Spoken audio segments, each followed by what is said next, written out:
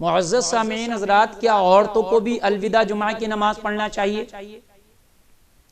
बहुत सी बहनों का ये सवाल होता है, बहुत से कहती हैं कि हम कैसे पढ़ें, या अलविदा के अलावा भी जुमा घर पे पढ़ें तो क्या करें?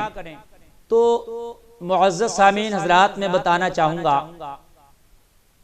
कि ख़वातीन पर जुमा नहीं है, जुमा सब पर नहीं है। जैसे क्या, जुमा मुसाफिर पे नहीं है, जुमा कैदी पे नहीं है, जुमा बीमार पे नहीं है जो जा नहीं सकता हो मस्जिद तक चलकर, जुमा गुलाम पर नहीं है, ऐसे ही जुमा औरतों पर भी नहीं, उनके ऊपर जुमा फर्ज नहीं है।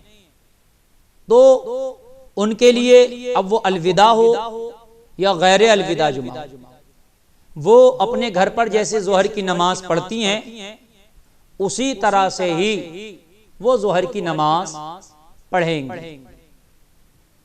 बहुत सी जगह पर यह देखने में आता है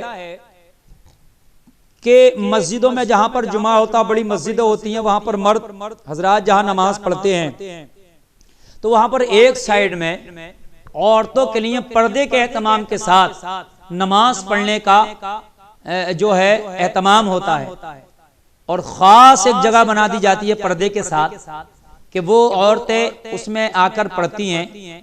तो उस तरीके से अगर कहीं मस्जिद में एहतमाम होता है तो वो कराहत नहीं है, उसमें पढ़ सकती हैं। लेकिन ऐसा कहीं शायद होता हो, बहुत मुश्किल है।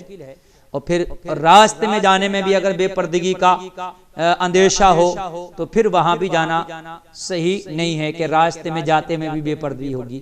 लेकिन अगर हाँ पर्दे के साथ जाकर और एहतमाम से वहां मस्जिद में कोई एक साइड में इस तरह से है कि उसमें पढ़ सकती हैं तो फिर उसमें कराहत नहीं है पढ़ने।